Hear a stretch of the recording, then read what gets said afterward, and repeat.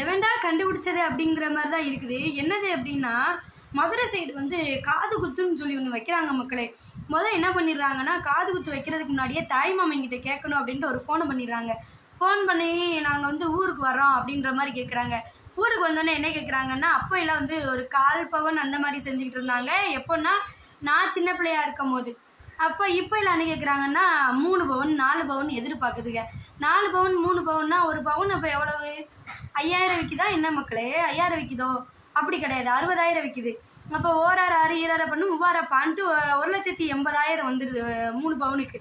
சரி 3 பவுனோட போயிடுதா அப்படின்னா அதெல்லாம் கிடையாது. அண்டா வாங்கணும், குத்து விளக்கு வாங்கணும், ஆட்டுக்குட்டி வாங்கணும், காய்கறி வாங்கணும், பழம் வாங்கணும், இந்தான்னு அந்த மாதிரி வந்து தாறுமாறா வந்துடுது மக்களே. 3 லட்ச ரூபா கிட்ட. அந்த அவங்க காது துவைக்கிறதுக்கு என்ன பண்ணுவாங்க அப்படின்னா, அதுக்குள்ளே என்ன பண்ணுறதுன்னா ரொக்கத்தை கையில் வச்சுக்கிட்டு காது ஊற்றி வைக்கிறது கிடையாது. அதுக்கு ஒரு லட்சம் வாங்கி கடனை வாங்கி ரேடியா போடணும், பந்தல் போடணும், கெடா வெட்டி மதுரை சைடு வந்து கெடா வெட்டி சாப்பாடு போடுதுன்னு வைங்களேன். அவங்க என்ன பண்ணியிருப்பாங்கன்னா அந்த காது ஊற்றுக்கு வர காசை வச்சு அடைச்சிட்டு மிச்சத்தை நகையில் திருப்ப ஒரு வீடு கட்ட அந்த மாதிரி அவங்களுக்கு போயிடும். ஏற்கனவே செய்முறை செஞ்சு வைத்தவங்கலாம் வருவாங்க. இப்போ நாங்கள் வந்து தாய்மாமே அப்படின்னா என்னுடைய புருஷனோட அக்கா அப்படின்றவங்க தான் காது ஊற்று வைப்பாங்க. இப்போ நான் இருக்கேன்னா எனக்கு வந்து எங்கள் அண்ணன் செய்கிறது மாதிரி எங்கள் அண்ணன் வீடு தான் தாய் மாமன் அப்படிங்கிற மாதிரி தான் வரும்.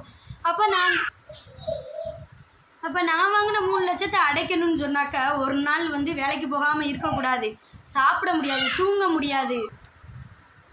ஏன்னா நம்மெல்லாம் வந்து அன்றாட வேலைக்கு போயினா தான் சாப்பாடு அப்படிங்கிற ஒன்று. நம்ம வேலைக்கு போகிறதுல நம்ம சாப்பிட்றதா, பிள்ளைகளை படிக்க வைக்கிறதா, நம்ம வந்து ஒரு செய்முறை செய்கிறதா, நம்மளுக்கு இடைவெளியில் ஹாஸ்பிட்டல் செலவு அது இருந்து வரும். அது போக நம்ம அந்த சீருன்ற ஒன்று செஞ்சோம், அதுக்கு 3 லட்ச ரூபா கடன் வாங்கியிருப்போம், அந்த கடனை அடைக்கிறதா அப்படி இப்படின்னு சொல்லிட்டு மண்டை வந்து ஒரே குழப்படி ஆயிடும்.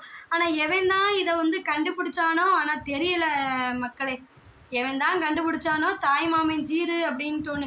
என்னது தாய் மாமன் ஜீரு, நீ செய்யலாட்டி மதிப்பு கட்டு பேர் அப்படின்னு.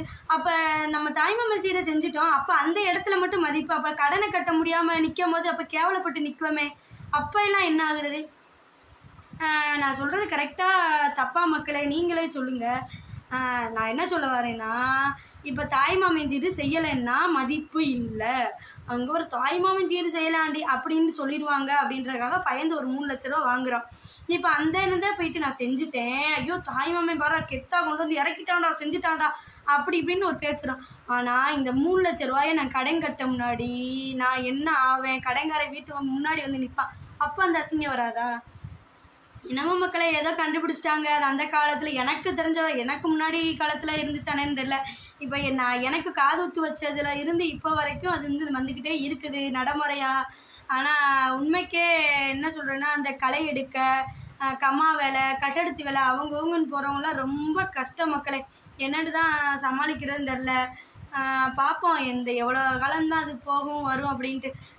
எனக்கு ஒரு 10-15 வருஷத்துக்கு காது குத்து வைக்கும் போதே வந்து ஒரு 1/4 பவுன் தான் அப்போலாம் செஞ்சாங்க. இப்போ நம்ம 1 பவுனு 2 பவுனு இப்போ தான் 5000 விற்கிற மாதிரி கேட்குதுவ. சரி என்னதான் நடக்கும் பார்ப்போம். என்னதான் நடக்கும் நடக்கட்டுமே அப்படிங்கிற மாதிரி பார்த்துக்கலாம் மக்களே. பாய்.